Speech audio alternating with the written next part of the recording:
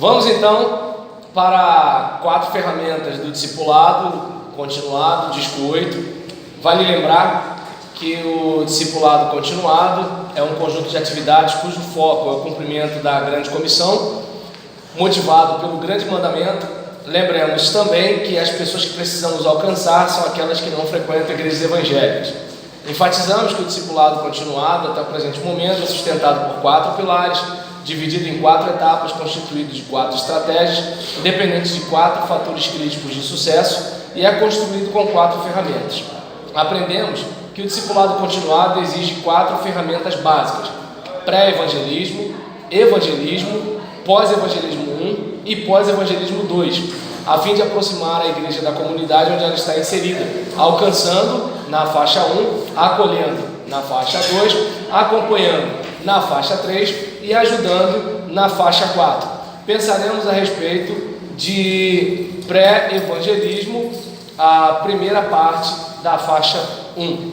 Tudo bem? Legal? E aí, seguindo, pré-evangelismo. Vamos ler todos juntos 1 Coríntios 9, versículo 20 e 21. Vamos lá. Quando trabalho entre os judeus, vivo como judeu, a fim de ganhá-los para Cristo. Não estou debaixo da lei de Moisés, mas quando trabalho entre judeus, vivo como se estivesse debaixo da lei, para ganhar os judeus para Cristo.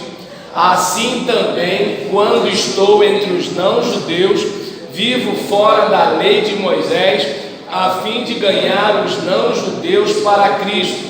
Isso não quer dizer que eu não obedeço à lei de Deus, pois estou, de fato, debaixo da lei de Cristo. E aí, relacionamentos com a pessoa na faixa 1, que está no estágio alcançar. Pré-evangelismo. O que é o pré-evangelismo? É a construção de pontes, reduzindo obstáculos e travando novos relacionamentos. Faz-se uso de várias atividades com um objetivo definido. Eu falei, por exemplo, sobre frente de quintal, que seria um programa que, ao mesmo tempo em que oferece um culto no lar, é um culto externo com panfletagem. É um modo de anunciar Jesus e dizer que há uma igreja pronta a receber o nosso ouvinte. Futebol evangelístico, um lazer que faz a ponte entre não cristãos e a igreja, com carro de som, faixa, panfleto, etc. Pode ser um torneio, um campeonato promovido pela igreja ou com a participação de um time composto por membros da igreja, Então, digamos, tem aquela situação em que a igreja pode criar o campeonato, o que é um negócio assim revolucionário, Porque não é comum isso acontecer. Geralmente a igreja é contra o futebol dos irmãos, Então, porque o futebol dos irmãos geralmente é no dia, na hora do culto. Mas agora, a igreja organizando é um negócio tremendo. E uma outra, se de repente a igreja não organizar, mas pelo menos o seguinte, olha, tem como escrever o time da igreja nesse torneio aí, nesse campeonato, Então, tela crente, poderia ser filmes a serem exibidos uma vez ao mês com fins evangelísticos, poderia ser filme nas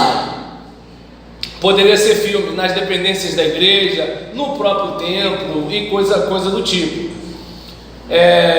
Lista de oração intercessória, nome das pessoas que o pescador quer alcançar, que é o que vocês estão fazendo, ou pelo menos que eu acredito que estejam fazendo, Então não é nenhuma tarefa, Você não está precisando declinar verbo, você não está precisando, fazer análise de nada, você não está precisando saber o que é construto, nem o que é genitivo. Então é só pegar o nome do Ambrósio e orar pelo bendito do Ambrósio, só isso. E detalhe, não era nem para ser atividade acadêmica. Vamos lá, relacionamento com amigos e amigos de novos crentes.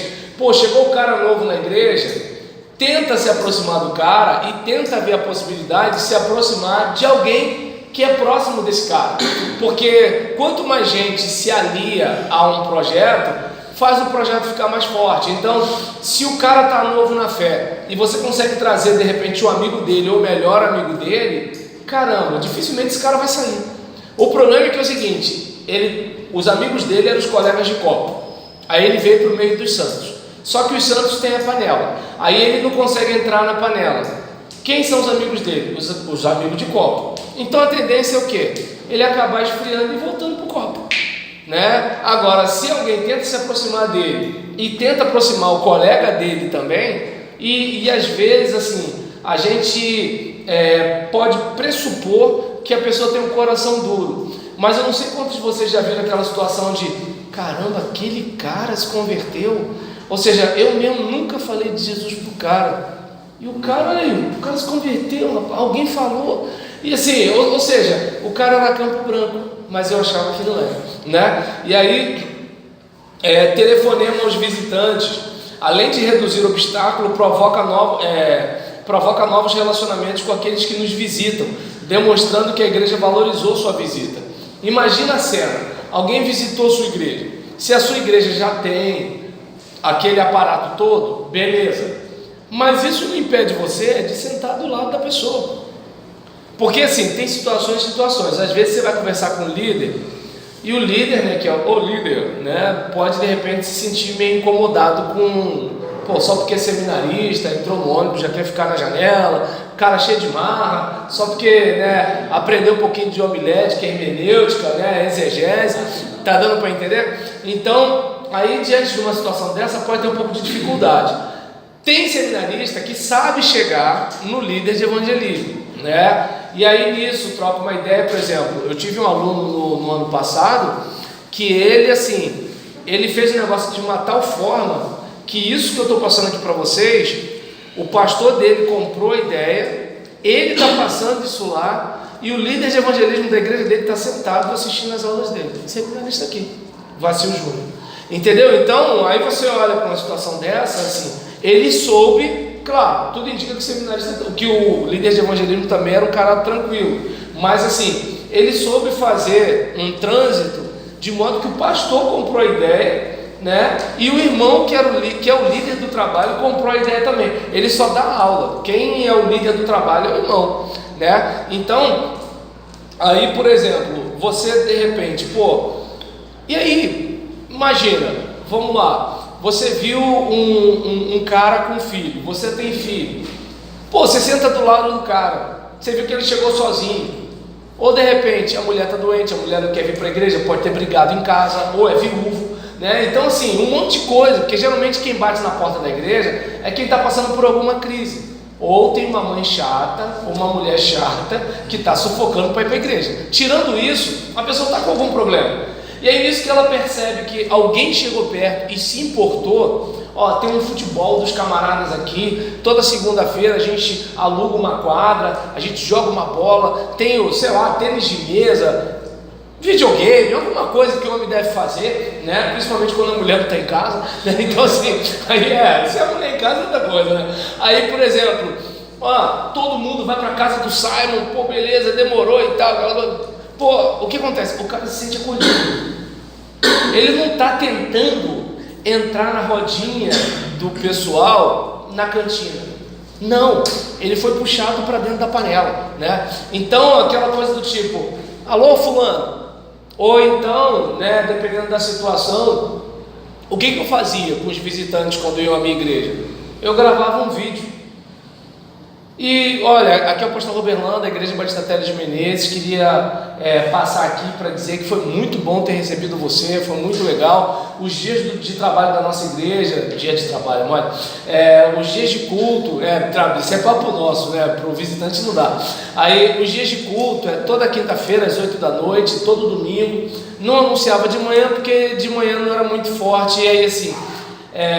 O moral do povo é muito afetado por essas questões de número, né? Assim, nem todo mundo adora em espírito e em verdade. Tem gente que quando vê pouca gente fica abatido, quando vê muita gente fica animado. Se isso acontece com crente, eu não vou exigir isso de alguém que não é crente. Então eu divulgava sempre o trabalho de meio de semana à noite e do culto à noite. E nessa brincadeira a pessoa já falava bem de mim pro vizinho, pro parente, pro não sei quem. Por quê? Porque primeiro, na maioria das igrejas a gente entra, sai, o pessoal faz o quê? Olha dentro dos nossos olhos e diz que a gente é bem-vindo, o que para mim seria constrangedor se eu fosse num salão do rei, se eu fosse num centro de candomblé e todo mundo estivesse olhando para minha cara assim, eu ia ficar constrangido. Aí alguém diz, mas é diferente para a gente que está aqui dentro. Para quem vem de fora, o cara se sente um peixe fora d'água em algumas situações. Mas o que acontece? Ele se sentir apreciado, ele se sentir importante, isso não, né? Ou seja, você não precisa botar todos os holofotes nele, basta uma mão no ombro, pô, que legal que você veio, né? Ou então, eu lembro que numa aula de prática ministerial, num outro seminário, uma aluna falou assim: mas é muito chato esse negócio do dirigente ficar dizendo, né, cumprimenta a pessoa e tudo tal. Eu falei: sabe para mim o que é mais triste? Primeiro que assim, é triste saber que um membro da igreja não faz isso naturalmente.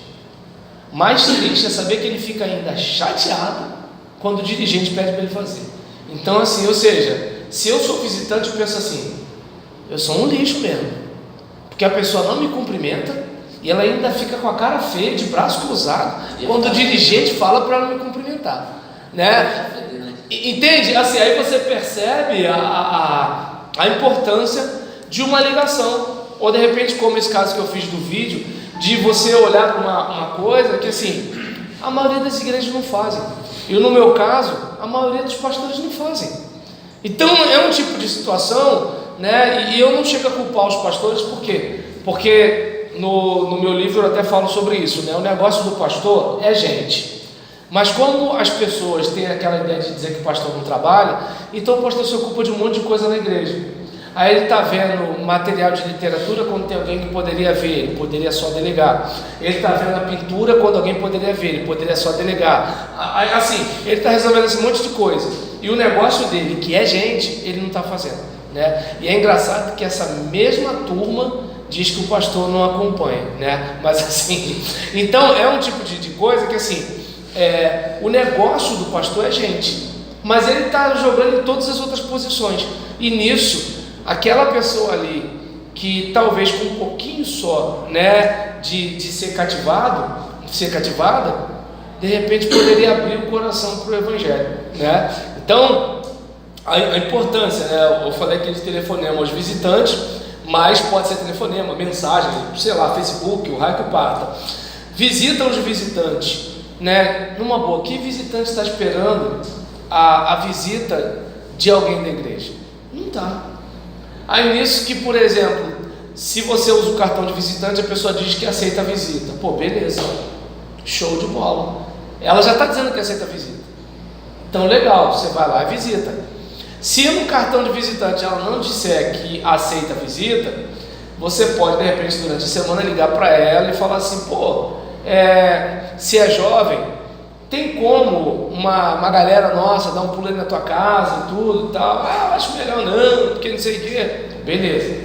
Mas ó, vai ter um negócio assim na casa do Israel. Se você quiser, a gente passa aí para te pegar e tudo e tal. Pô, rapaz, é um tipo de coisa que assim, eu fico pensando, como é que a pessoa se sente?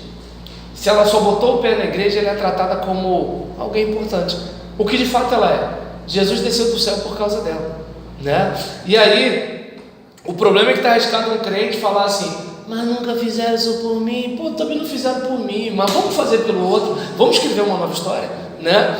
E aí nisso, né, convite para as nossas reuniões é algo que, por exemplo, a gente pode fazer, né? No caso, tanto para alguém que é próximo quanto para alguém que é estranho. Essa semana você pode chegar e chamar a pessoa para o culto, como de repente você, de casa, do templo para casa, você pega uns 10 panfletos assim: vou entregar para 10 pessoas. Fala assim: ó, hoje à noite, se você puder, aparece lá. Você mora por aqui? Beleza, sou fulano de tal, da igreja tal, tudo jóia? Pronto, você não precisa assim, olha, porque Deus disse: haja luz. E aí Deus criou o homem e a mulher. E a mulher comeu a maçã. E a serpente falava. Como é que tu vai explicar esse negócio? Então, assim, não, convida para o culto. Pronto, tu tá entendendo? Né? E aí, assim, um carro de som, né? Assim, com, claro, uma caixa que esteja agradável, que não esteja distorcendo, né? Já viu aquele pessoal que quer escutar funk no alto volume? Só que assim, a caixa do cara está castigada.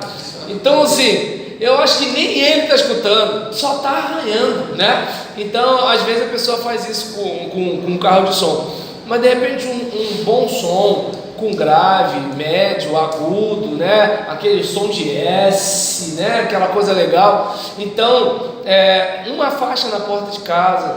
Pô, imagine, olha, nós somos da igreja tal, parará, parará, parará, né? Toda quinta-feira, sei lá, se tem uma célula na sua casa, ou tem um grupo de estudo na sua casa, você marca ali. Se não tem, bota o horário do culto, o endereço da sua igreja, né? Alguma coisa do tipo e assim por diante.